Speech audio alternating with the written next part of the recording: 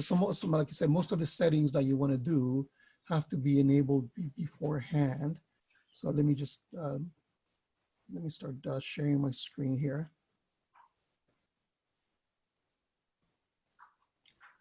Okay.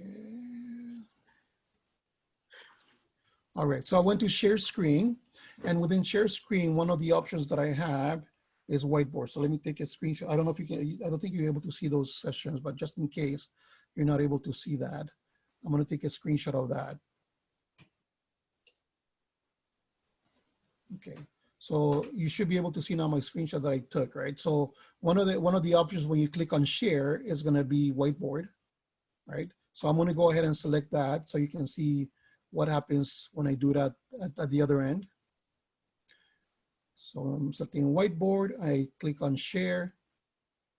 So right now, you should be able to see a whiteboard on your screen, right? And then in the whiteboard, I have the ability to start, adding text if I want to the whiteboard.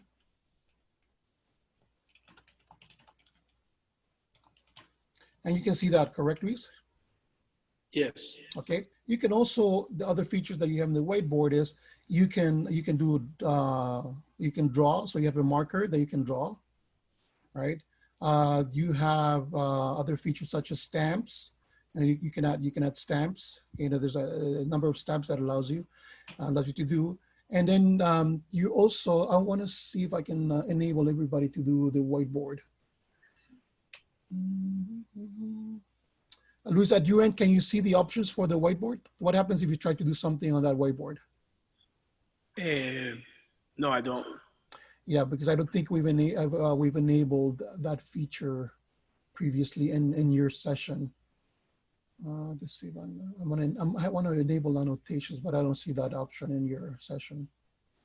Like I said, a lot of these features have to be enabled beforehand. And what I'll do is I'm gonna try to show you how that would look like in a second, just to go through the sessions. But a whiteboard is important to be able to do that with your team if you're sharing something, right?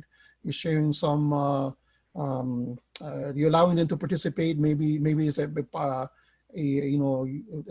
graphic or something that you want everybody to collaborate on, and you have the capability of you should have the capability also to save that whiteboard whiteboard session once it's completed. You have the ability to clear the drawings or clear my drawings, right? So whatever I've defined in the session. So let me take a look. Yeah, no, I cannot give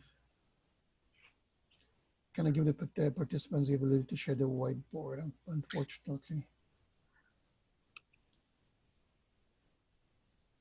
Okay, and at your end, Luis, in the menu, do you see an option to annotate? No. No. Okay. So yeah, we Could you need comment to enable that. on recording and the chatting? Yes. So let's go through those options right now. So okay. So now I've disabled the whiteboard. So right now, let me go back, share my entire screen. Okay. So let's say I wanna do chatting, right? So the way to do chatting is you want to launch your participants, and let me take a screenshot of that so I can show you that how that would look like.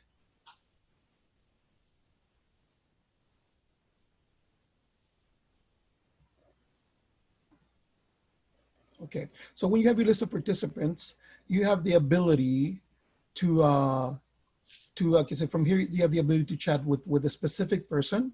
So if you were, for example, to right click on one of the, or hover over one of the participants, I can start chatting. When I go to the more options, I can start chatting with that person. For example, right now I've enabled chatting with Luis. So I'm gonna take a screenshot of that, what that would look like at my end. So right now, this is my session, my chatting session that I'm gonna have with Luis, and you can see here right now this is a private chat, which means I'm only chatting with that particular person. So I would type my messages at the bottom, right, and then my conversation would appear at the top. Now, if I wanted to be able to chat with everybody, then I would have to select where it says Luis and it says privately, you would select everyone. So let me do that right now. So I'm going to do it. Let me get rid of that screen, and I'm going to do a chat right now with everyone.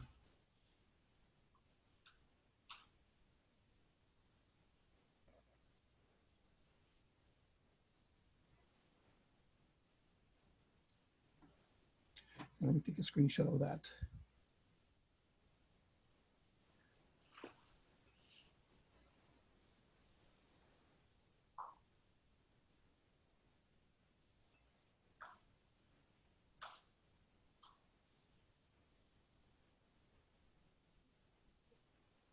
Okay, so this is how things would look like if you want to chat with everyone. So what I did is I went to Judy.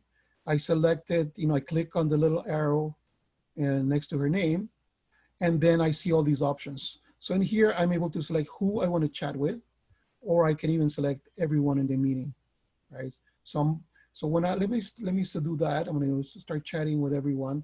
So let me go from my end here, chat. Select everyone.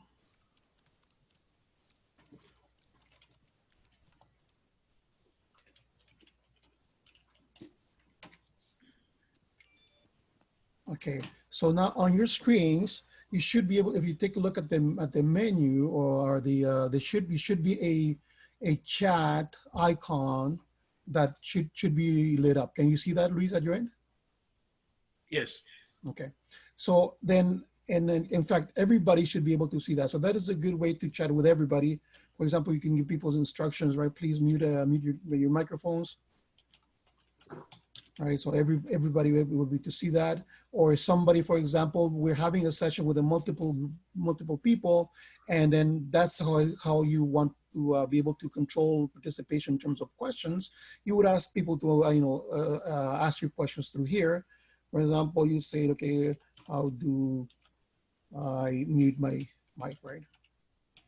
So it's also why it's important to have a co-host with you, because then if you're managing your session or your training, you want somebody to be able to manage your questions, because sometimes it's hard to do both, right? So that somebody would be answering the questions while you're doing your session. So for example, like I said, Luis is my co-host. Luis should be able to look, should be able to start chatting with specific people, right, individually, or it should, he should be able to answer the messages as well while I'm participating and doing my session, as my training session. Okay. So what was the other option, Luis, that I wanted to share with you guys? Recording. Recording. Like Thank if you. you wanted to record the whole session. Okay. So what you're gonna, if you take a look on your menu, right? It should be. I think the host has the ability to start recording this session. I'm just looking for the option on my end. Yes, okay. So, but I don't know. You cannot see my menu, right, Luis? When I select the menu. No, I can't see it. I got to do the screenshot. Yeah, that's the only thing that Zoom doesn't allow us to do is share the screens within Zoom itself. So let me do one more screenshot here.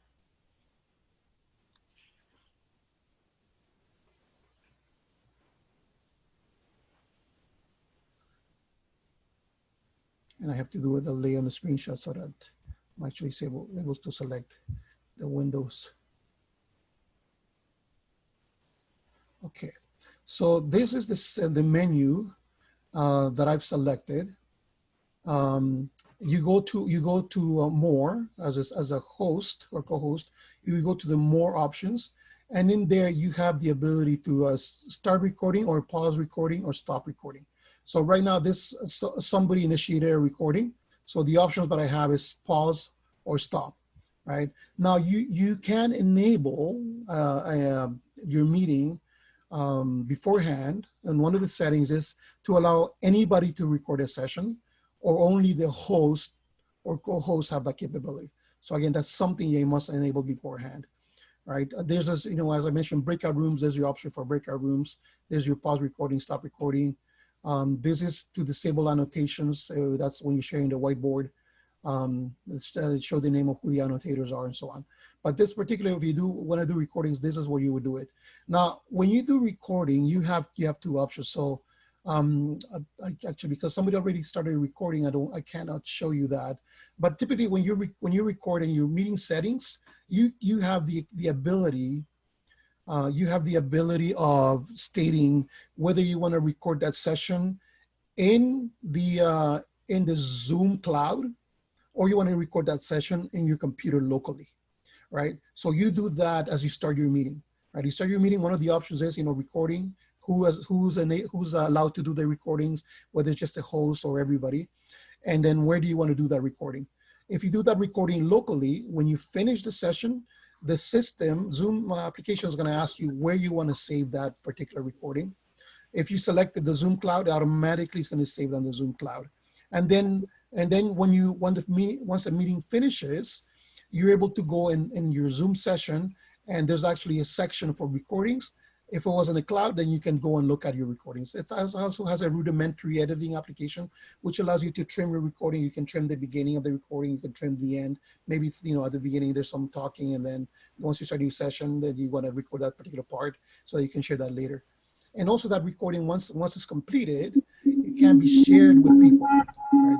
So let me just go ahead and mute everyone. Oh, Luis, if you can do that for me, since you're my co-host. All right. So once the session is recorded, you can download it to your computer, all right, and do some editing there if you want to. You can share it. If it's in the Zoom cloud, you can share that link right from the Zoom cloud and put it on WhatsApp, put it in an email, or you can put it, in any application that you can do from within your computer or from your phone, and then share that particular recording with other people. All right. So because I don't have access to a recording right now, I cannot show you that. But maybe what we can do is I'm going to talk about some of the additional training materials that Zoom offers, and then so that at your leisure you can go and start reviewing that material, because there's a plethora of information. There's so many videos out there. Also, if you start looking in YouTube, there's so many videos on also how to do things. Most of what I learned is being either by playing around or going to videos and finding out how people actually are using the tool. And that's very important for you to familiarize with that, with those materials. And your at the bottom of your screen.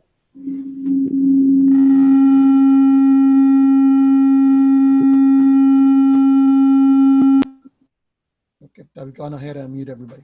Okay, so typically what you don't want people to do is you gotta ask them if they're running. Sometimes people run a session on their computer, and at the same time sometimes they'll connect on their phones, and that'll cause feedback, right? So you want to, if somebody is sharing, for example, a room, and they're both running Zoom at the same time, you're gonna get in issues with feedback.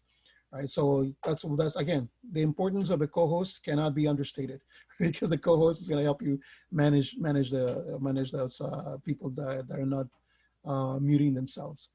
All right, so let me go and show you another thing that we have in here is reactions. So Zoom gives you an option for the people in your session to react in the Zoom meeting. So let me take a screenshot of how that looks like.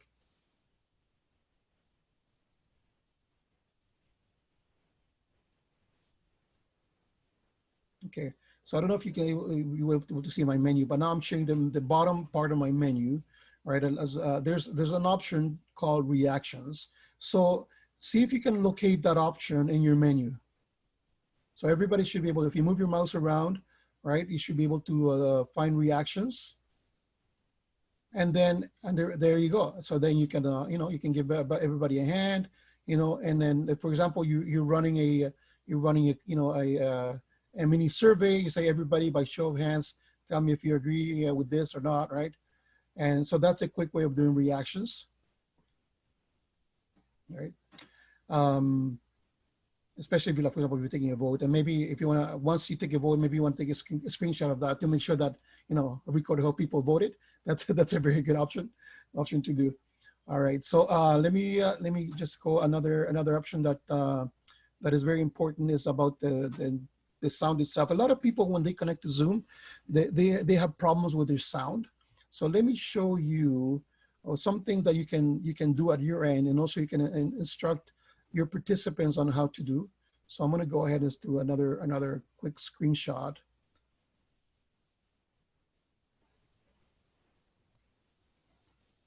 Okay, you're able to see that, Luis? That screenshot that I just showed you? No? Okay, let me see. Am I sharing my screen? Let me just share my screen once again. Share screen. Okay, you should be able to see that the screenshot there now, correct? Okay, so like I said, sometimes people have issues with their sound. So when they're in the computer, and again, I'm showing the computer view, right? So they can go to the mic area and then click on the little arrow going up, and then they see all the options about their sound, right? So that's when they would see they would need to enable which microphone they're going to use. Sometimes, like I have like a multiple inputs in my computer, right? So how I want the sound to come in to the computer, and also I want to select how things are going to be going out. For example, right now I'm using my speakers, right? And then this is where you would test your speaker. This is where you would switch your audio to your phone if you were using a phone, right? Or you want to leave the computer audio because you're gonna switch to for example, to the dialing session, and I'll explain that in a little bit. Similar options are available for your video. So if you were to select on the little arrow for your video, if you do that right now, you're gonna see various options that you have. That allows you to enable or disable your camera. If people have virtual backgrounds, and I see some people have some nice virtual backgrounds, this is where you selected, right? And then of course, video settings, that's more advanced settings about your particular video device and your computer. That option would be in there as well. So go ahead and click on the arrow next to the video, right? And see what's available there for you, right? So when you get a chance, play around, enable your virtual background if you find a nice background. Sometimes, depending on the computer, it'll work very well. Sometimes it doesn't work very well. My computer, for example, it's an old computer, and when I enable, it also has to do with your video camera. My backgrounds don't look very good, so that's why I don't enable backgrounds. And if you can see, when I'm not sharing my screen, you can see the mess that I have behind me, right? So sometimes you want to hide all that behind you, right? So that's why it's a reason to have a nice background.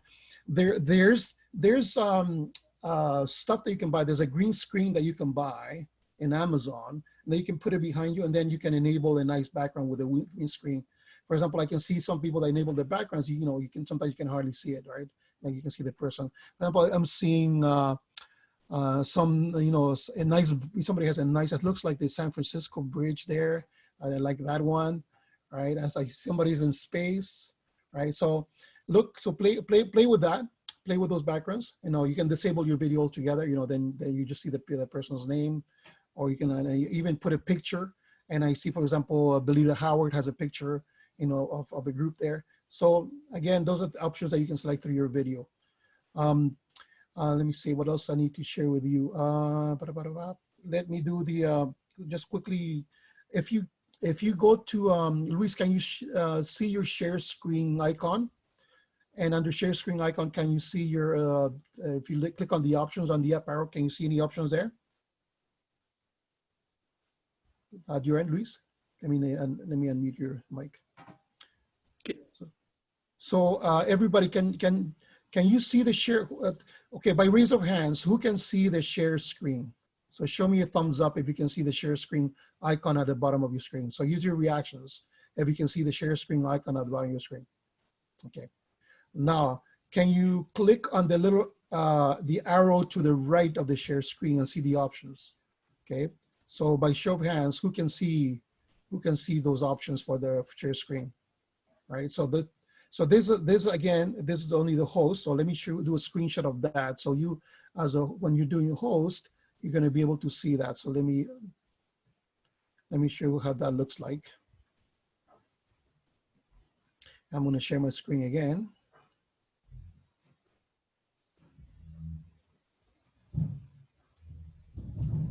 Okay, so this is what you would see when you select the options for share screen. So these are your options right here. So you have the ability, it says only one participant can share at a time, or multiple participants can share simultaneously. And then there's of course advanced options. What I'm gonna do is I'm gonna stop sharing. I'm gonna enable multiple participants to start sharing. And then we all are gonna play with sharing screen.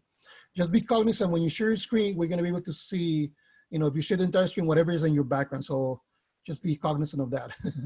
All right, so I've enabled everybody to share the screens. Now go click on the share screen button. You're gonna see your options. Okay, we're not getting all these, we don't have a subscription yet, right?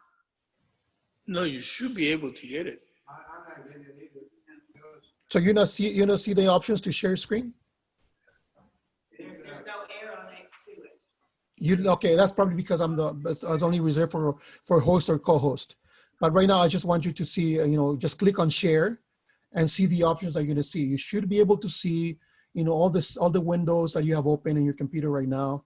And then that's how you would select what you wanna share. Okay, I'm gonna ask Joshua Hinnerman. I'm gonna pick on you.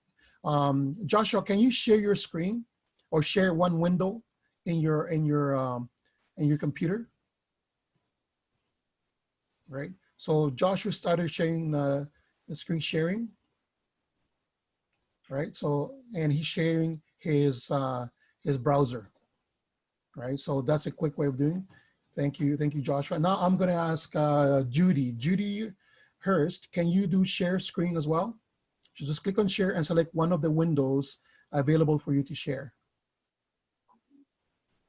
You've noticed now that when Judy did that, right, Josh's sessions, went away, and now Judy's sharing the entire Zoom window, and that's why you see this little nice, Clicking that button. yeah. So what you do, see what Judy's doing, she's sharing her entire screen, and she's sharing what she's seeing in terms of the Zoom meeting. That's why you see that. Okay, so I'm going to ask Paula. Paula, can you share your screen? So click on the share screen and just pick one window and start sharing, and then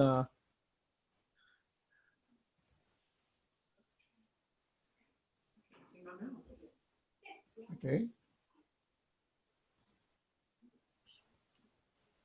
For example, share meeting controls, for example. Right. So okay. So then let me take over. Let me take over for here. So that's typically how you share your screen. So I'm going to go ahead and start sharing mine, and I'm going to share my browser this time because I want to show you some resources that we had that Zoom has. Okay. So you should be able to see my browser session, correct? Right. Okay, good. Okay, so one of the like I said, one of the things that you should be exploring is the material that Zoom gives you to be able to share. Now I see annotation is enabled. I see actually somebody annotating my screen. I can see like a red line. So there's the option. If you see the option to annotate, feel free to start writing on my screen if you want, as I do my presentation, just to play with that. All right, and so for example, this link that that I'm sharing with you right now, this is top 20 Zoom resources. And what I'm going to do is I'm going to put this link in the chat for everybody to see. So I'm going to go to participants. I'm going to start the chat, and I'm going to put it on chat with everyone. Okay, so everybody should see now. If you go to the chat area. You should see now that link that I shared with you. You may want to copy that, save it as a bookmark in your browser. But again, these are very good resources that you can have. They have, for example, if you notice, Zoom has weekly live training sessions, right? If you want some additional sessions that you want to have, there's actually Zoom runs these sessions themselves. There's a bunch of video tutorials. If I go to video tutorials, right? If you want to take up, get a refresher on something, this is how to join a meeting, how to schedule a meeting in the Zoom website, the meeting controls that you have, scheduling a meeting with in the specific calendars, whether it's Google or Outlook, and a whole bunch of other. We're not seeing that. We're not seeing that. Oh, you're not seeing that? No, there is one. Share your screen. Let me do that. Let me share my entire screen again. So let me know if you can.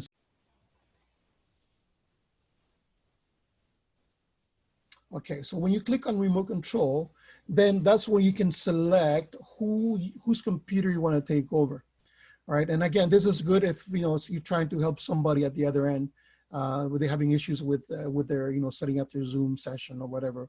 That's a good way to do that. So what I want, Luis, is I want to take over your browser. So why don't we do this? You start sharing your session. So do share your Safari browser.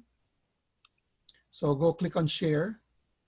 I'll stop my share for now. So you go ahead, Luis, click on share and share your Safari browser.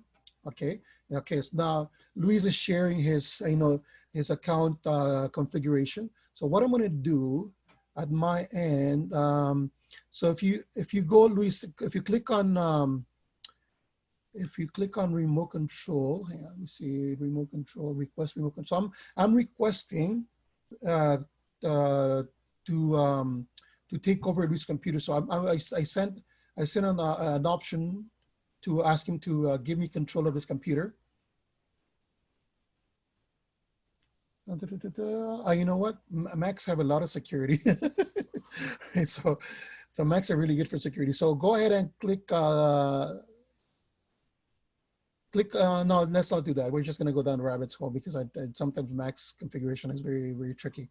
So what I want to do then, I want to actually, I'm going to guide you, Luis, on what I want you to show us. Okay.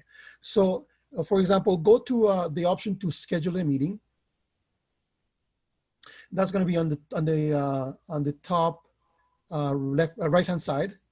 You're going to see a schedule meeting. All right. This is where you're going to have the ability of scheduling meetings. So typically, what you want to do is you want to put in your meeting name. So let's schedule a meeting for tomorrow, Luis. So go ahead under topic call. You can leave it as my meeting, and the description is optional. You can add additional description for your meeting, and then okay, go ahead. Let's put that in there.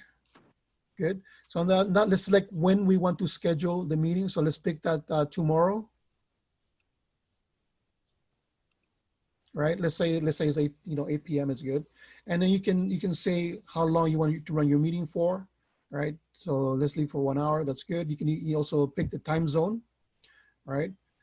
And then another good option that we have is if you have, for example, you have weekly sessions.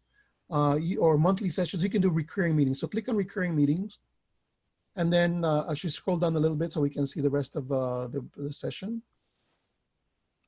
right? Because you're going to see recurrence. You want to do that daily, you want to do weekly, you want to do it monthly. And then if you're going to do it weekly, leave it at weekly, right? You can want to just say how often you want to repeat this. You want to repeat it every week. You want to repeat it, every 2 weeks, right? This is the option that Zoom gives you. So let's say you want to do it every week, and then which days do you want to do it on? So you can say, okay, it's going to happen, let's say Mondays and Thursdays, right? So you select Mondays and Thursdays, Luis, and then unselect Saturday. So every week, Mondays and Thursdays. So go ahead and click on Monday as well, right? So that means you're going to have 2 sessions a week, Mondays and Thursdays, running at 8 p.m. for 1 hour and 15 minutes, starting on June 20th. And then you can also specify when you want the meeting, recurring meeting to end, right? You can actually specify a date or how many times you want to run, how many weeks in this particular example you want to run the session. Registration, if you click on registration required, that means that people must register with their ID, and they must have a Zoom ID.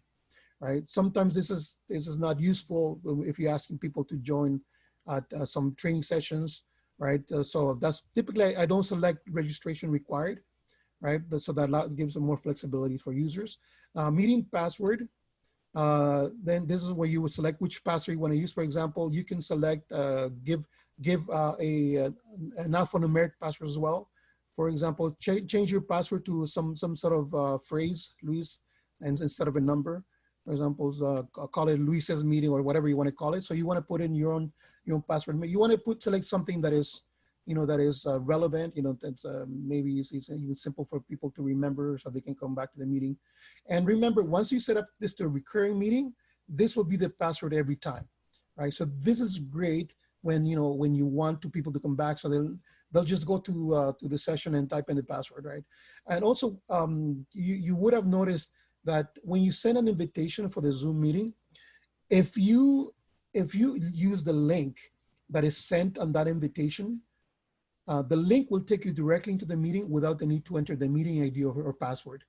But if people do this join Zoom meeting, for example, they must enter the actual meeting ID and the password. So that we have required password means that people must enter passwords. And then scroll down a little bit just to see more options here. And then the video option is like who can show videos, right? Whether the host or the participant. Right now, both host and participants can now show videos, right? But if you want to show a video, you would have to enable that. The next part is audio itself. And the audio features, you have telephone, computer audio, telephone and computer audio, or third-party audio. The most important ones that you want to remember are the computer audio or telephone and computer audio. Computer audio is going to use your internet connection, right? So then that's how we're going to participate. If you enable telephone, so for example, select telephone, Luis. Which one? The first one, telephone, yeah. Right. You notice that you also have an option below that says dial from United States of America, and then you have an edit there. Okay. Zoom, when you have a paid session, right? Zoom gives you a phone number that people can dial. Right? And depending on the state they're located, right? They should be able to dial in a local number. For example, if Luis selects Colombia, then when he sends an invitation and he enables telephone audio, that means that somebody could dial locally, like from their phone themselves. They can dial locally on their phone and connect to the Zoom meeting. Of course, they won't have video, right? They won't be able to see what's being shared because that's only goes through your computer or your phone. But this is excellent if you're setting up, for example, like a teleconference. It's only through phone, right? Or you want give the people the ability to participate through phone. So just go ahead and cancel this. Thank you, Luis. Okay. So again, if you enable telephone, both telephone and the third option, telephone and computer audio, then Zoom will include a telephone number, a local telephone number that people can dial in if they just want to dial in from their phone. Under meeting options, there's an option to enable join before host.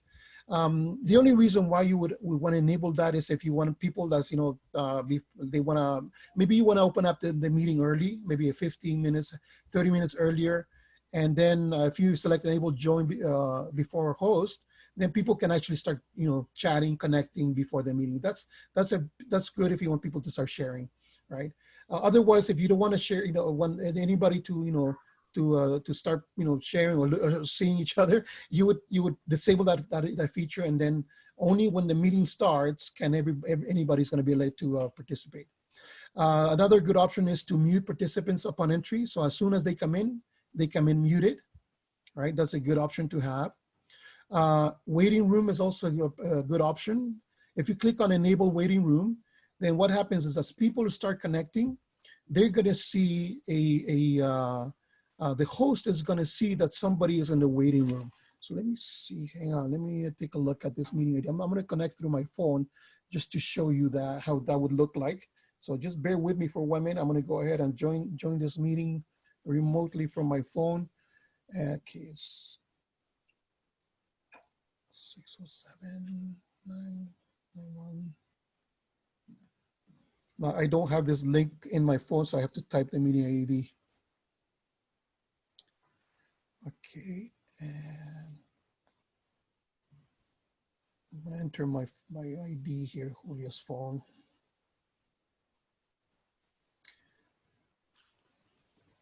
Okay, and the password. Okay, 801192.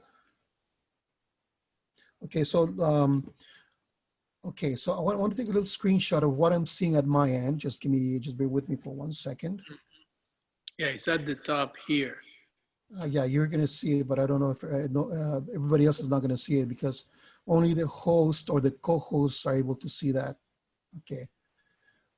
Can you see that screenshot on your screens here? Luis, can you see that screenshot? No. Okay, let me see. Oh, that's because you're sharing. Never mind. Right. Let me start sharing at my end. Let me start to share screen. Okay. So you should be able to see if now you should be able to see the screenshot, correct? Yes. Okay. So when you enable waiting room, as people start joining in, you're going to see this pop up coming up, right? It says Julio's phone has entered the waiting room for this meeting. Do you want to admit, or do you want to see the waiting room?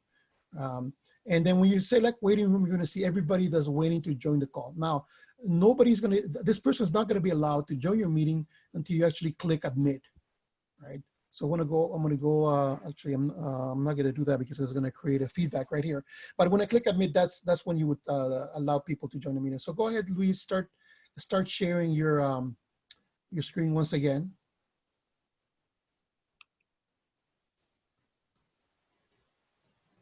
Because I want to go through some other features there. So I'm going to stop sharing on my end. Okay. All right. So that's what enable waiting room does. Authenticated users, that's only used if you're allowing people to register. All right. So that means only people that have authenticated with you and are actually you've gone ahead of time and define your users or your participants, and then only those participants that are defined with you will be able to join. I typically don't select that because it just creates a lot more complexity for the people participating. So as long as you're controlling your waiting room, you should be fine. Breakout room reassign or pre-assign. Again, this works with authenticated users and the predefined user at your end. What that does is if you can create breakout rooms ahead of time, you can say, okay, as users connect, put them in a specific breakout room. And maybe we can have another session on that, Luis, maybe later on, because that is going to take some time to go through. But that's when you select breakout rooms, and then the option to record a meeting automatically. Click on that, Luis, for me. Right. So this is, for example, if you want as a host or co-host, you want to record this meeting automatically. As soon as you start the meeting, you're gonna want to start the recording. And then here's where you have the option: do it on the locally on the computer or do it in the cloud, right? And if you select cloud, for example, right, it just doesn't give you any options.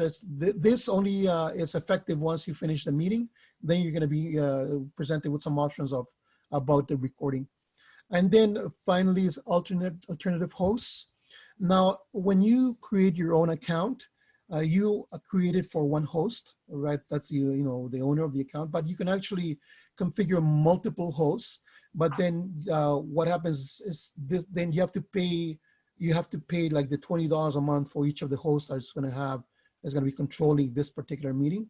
So for example, if I have 5 hosts are going to be here using this all the time, and then I don't want to share my password with them, right?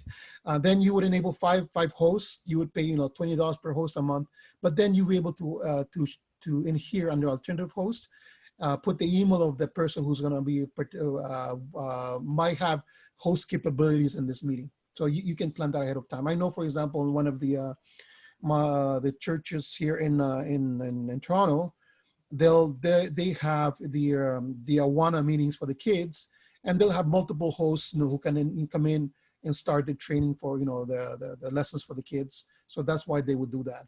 But for the most part, from what we're doing, a single host works perfectly fine, right? And using the co-host option is actually, not a good way to have somebody help you as a co-host. And in fact, what I want to, okay, I'll show you a co-host later. So let's cancel this.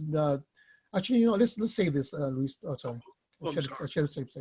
But no, that's fine. Because we can work with this. So once you save your meeting, this is what you're going to see, right? You're going to see all the meetings that are being configured, right? And then from there, you can actually start the meeting or delete the meeting, or you can join a meeting that's already progressing. For example, today's meeting you see is running. And then if you wanted to join it from the computer, you go click on join on the right-hand side. There's a meeting ID. So that's how you control your meetings. If you actually click, for example, on the recurring meeting at the top, click on the name under topic. Luis, can you click on the first? Yeah, click on it below on clase tutorial. Just below there. Yeah, click on that. Right, then you should be able to jump to the meeting itself. From here, you're going to see what the invitation link is.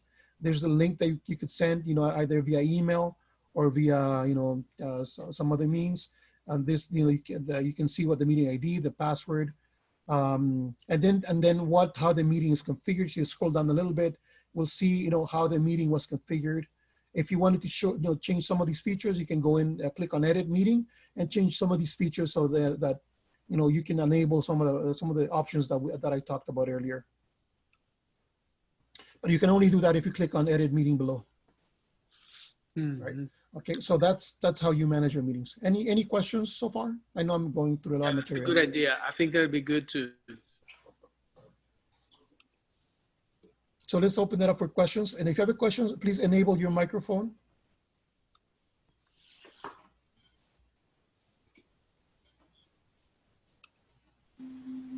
Okay.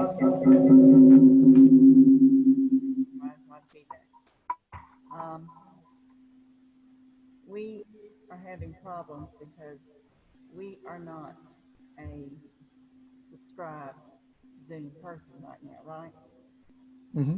We are subscribed, and we'll be able to do a whole lot more. Correct. A lot of the options that you see for configuring a scheduled meeting, are enabled once you have a paid subscription.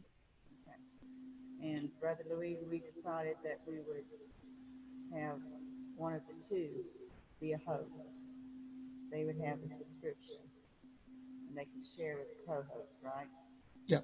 So, for example, what we do at our end for our church in Toronto is that we have one account, and we have a group of 5 people who know the password of the account, right? For example, that's the pastor, then five elders, four other elders. We have access to the actual account, and then we have the ability to going in, set up meetings, schedule meetings. For example, we have our weekly prayer meeting that's controlled by somebody, right? We have our that happens on Tuesdays. On Sundays, we have our service that happens. We actually transmit live most of the time, and we do that using Zoom, right? So then we have somebody who goes in and sets up that weekly meeting or enables that weekly Sunday service to start the transmission. All right. So again, it is a good sometimes the funds are an issue. So yes, set up one account. And then have the different people have the capability of logging in with the same ID and password, and then set up your meetings that way.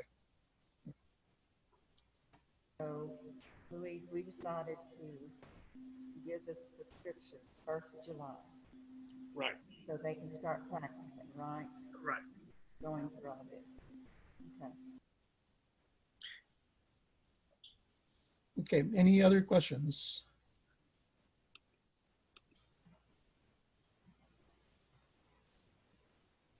Please ask more questions. Unmute yourself if you want to ask a question. I couldn't understand you. Okay, Judy, I think what's happening is that somebody at your end also has a Zoom session enabled. That's why we hear the echo, because even when your microphone is disabled, I can still hear you talking, right? So that means somebody else in that room is actually also connected to Zoom or maybe another microphone. So that's something very important you need to keep in mind, right? Especially if you have multiple people connecting. Typically what we say, is if you're going to do that, connect in a room, enable, if you have the capability, enable the session on a screen that everybody can see, right? And today's smart screens are very good to do that, right? Or you may have your video from your computer connected to this, to a shared screen, right? So again, when we get to issues with feedback, it's because you're probably running with multiple Zoom sessions from the same location, right? So just be cognizant of that. Okay. Any other questions? Or Luis, any other topic that I missed? I know we talked about. May I say something there? Yeah. In case you have somebody, let's say you have somebody else right next to you, sometimes having the other one person have the headphones Yep. will keep the other one from, the sound to be a problem. Yeah.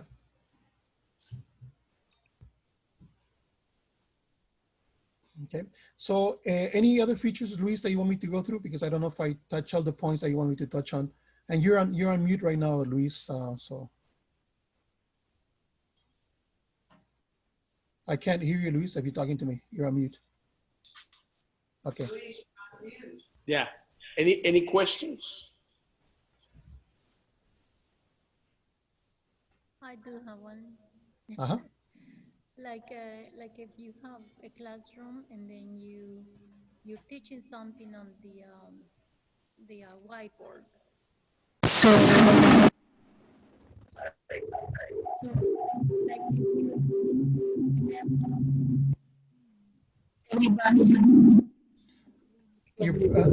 Norma, you're breaking out. I think we have an issue with the echo again. Okay. I'm sorry. I can't hear you, Norma.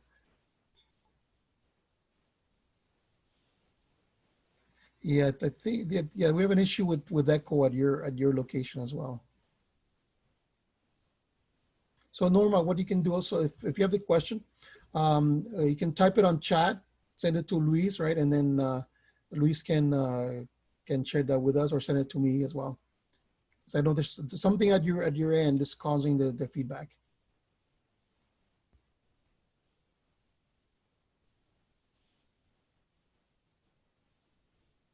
Okay. So while we wait for Norma's question, Luis, any other topics you want me to touch on? I'm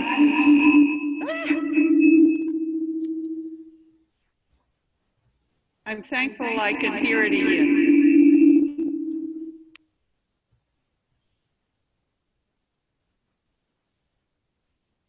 So it's probably you have multiple people connected from the same area. Yeah, that's why we're hearing the echo.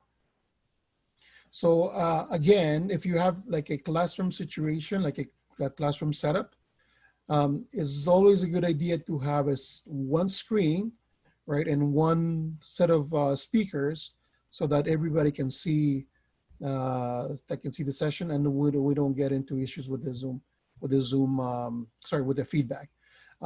My recommendation would be is like, yes, start playing with that now, right? So that you're able to resolve all your issues with feedback before you actually start having your sessions.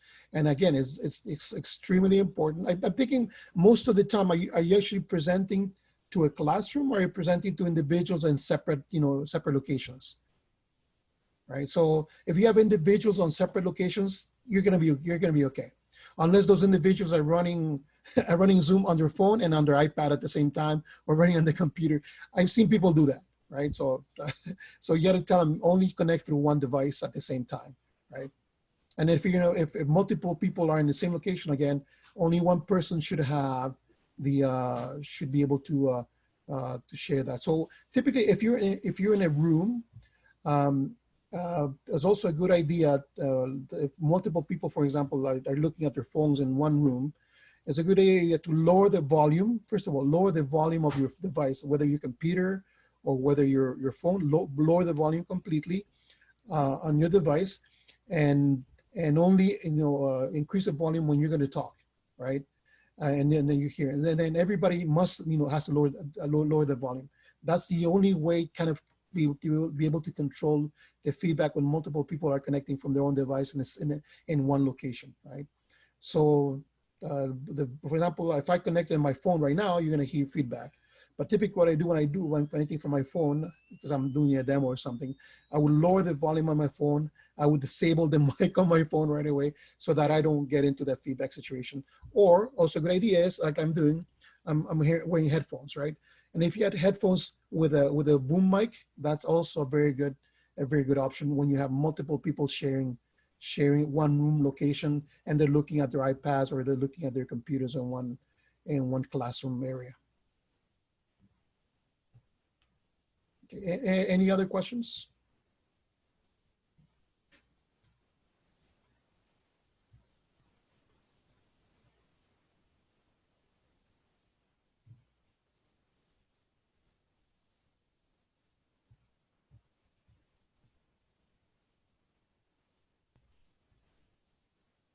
I think Norm is asking a question, right? So once, I think Luis, you're going to share that with me, right? So Luis, can you enable your phone? Did you get that question for Norma? Hang on. Let me unmute your phone. Hang on, you're muted right now. Go ahead, Luis. Yeah, she was asking about when using the whiteboard. And can everybody write on the whiteboard at the same time? Or is that yes, you can. Okay, so let's go ahead and share your screen once again, Luis, and let's go to your Zoom configuration again. Because again, it's something that must be configured beforehand. Otherwise, you won't be able to do that. Okay, so so right now you have the whiteboard, but only you are able to annotate on the whiteboard. Okay, hang on. Let's stay right there. Stay right there. Okay, so now I want everybody, right? As Luis is sharing his screen, you should be seeing a menu at the top that says, or maybe at the bottom, where it says you're viewing Luis Lopez's screen. And right next to it, there's a menu item called View Options. So everybody, if you can locate the View Options, and if you click on that, you're going to see an option called Annotate. Select Annotate, and then you will have the ability now to participate on the whiteboard. For example, I selected, I'm doing these doodles with another green marker, right? And then now everybody, there you go. Now everybody is able to annotate on the whiteboard. And then you're also able to put in text. For example, I'm going to put in some text on the top left-hand corner, right? And then you're going to have also, you can, if you see the format, under format, you can change the color of your marker, the thickness of your marker, the, how your font is going to look like, the size of your font, right? You can undo or redo, what you've done. You can erase some stuff, right? And when you erase some stuff, you can erase what you've done, right? You cannot erase everybody else's, but you can erase your stuff. You can add arrows. Some people discover that.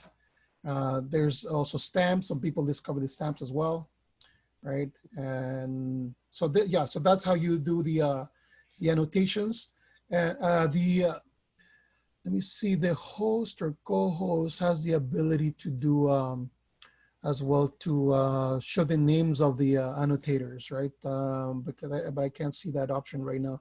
But yeah, that's typically how your whiteboard would look like, and allow everybody to participate on the whiteboard. And an option, I don't know, you should also be able to see is have the ability to save, right? So you click on save, it's just taking a screenshot. And then from there, you can actually save it somewhere, right? It should have an option called show in folder, right? And then that would show you where the screenshot is being saved at your end and your particular computer.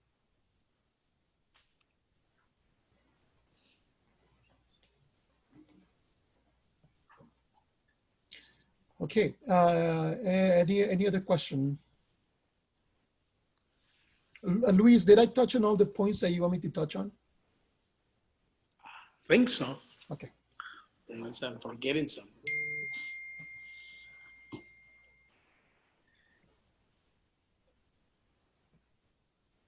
Okay.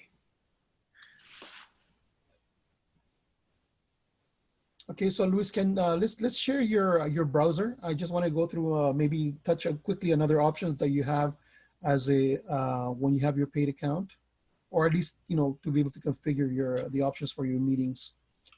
So share your browser and show it as there we go. Okay. All right. So if you take a look at the left-hand side, and okay, I just want to be cognizant of time. Okay, it's we have 10 more minutes, Luis. Is that? Are we past the time already?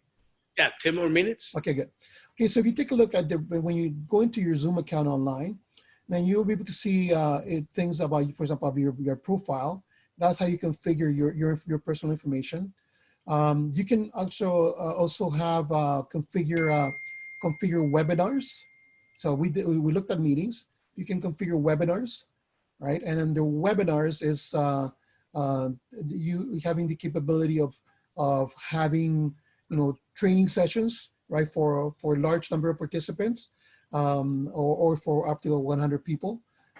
So typically this is more a non-participative kind of meeting, where all you're doing is you're doing the presentation and everybody's is going to watch what you're doing, right? But this is a feature.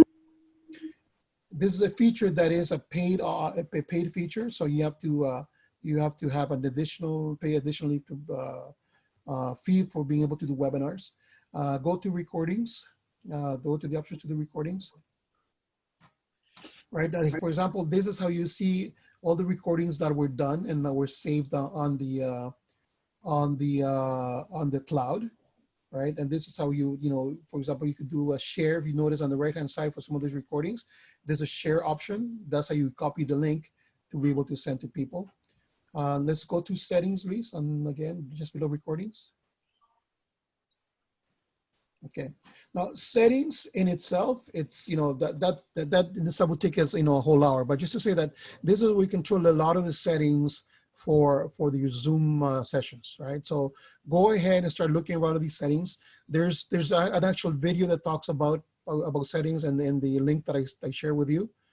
So go take a look so you understand how some of these are configured. Some of these are very okay. So one tip that I can give you: if the setting sounds very like highly technical, don't touch it.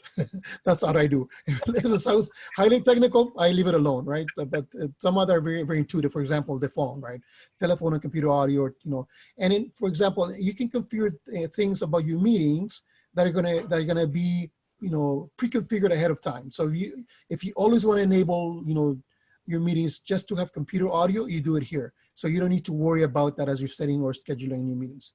Right. So again, you see most of the settings that we saw when we're setting up the meetings, you're going to see here as well. Go down to admin and let's click on room management, because we don't know, we won't touch on user management now, but let's go to room management, right? And under Zoom management, there's another paid feature called Zoom Rooms.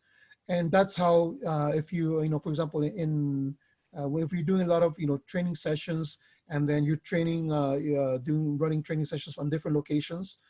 Zoom Rooms are a good idea. Again, a paid feature, right? But it allows you to set up a special device at each of those locations. You have to purchase the device from Zoom.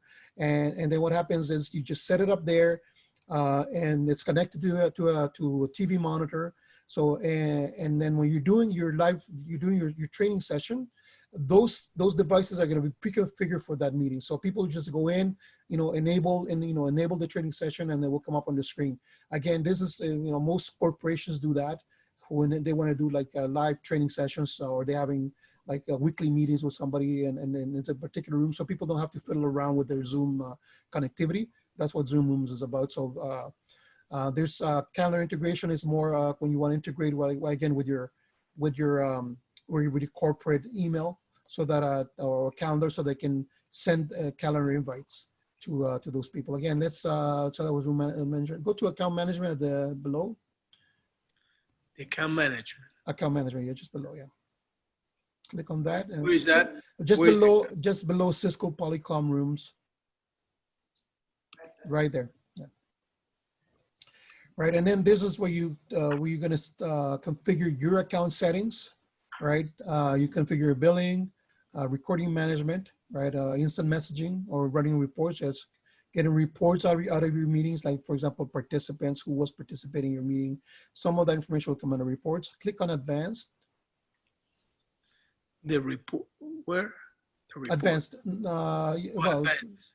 yeah, okay. No, yeah, these are just, reports that come up, with Zoom, right? So if you want to take a look, for example, who the active hosts were, there's other kind of information good for in terms of reporting. And for advanced, it just, this is to enable additional features, advanced features for Zoom, enable, again, branding. These are more like for corporations that will use that. If they don't want to use a Zoom logo, they'll use their own logo. They will control that in here. So again, if you that was just wanted to show you, like, if things sound very technical, don't touch them, right? Because I don't like some of these stuff is really reserved for large corporation, right? They're running their own meetings. So so the most commonly used settings that you're gonna have, if you scroll up, Luis, we scroll to the top. What's that? Just scroll all the way to the top of the session, right? The ones that you're gonna work day in and day out when you're dealing with Zoom is gonna be your meetings and your recordings, if you're recording videos. Okay. Okay, so if you have any more questions, I'm open for questions. So we have another couple of minutes to go.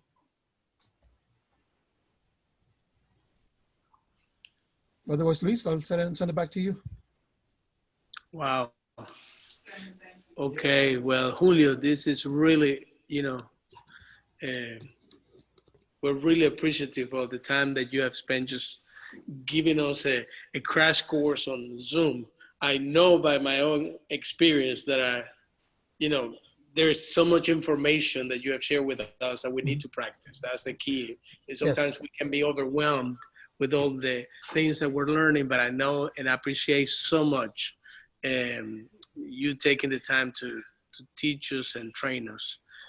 God bless you. Tell Milena I say hi, and you be careful with her, okay?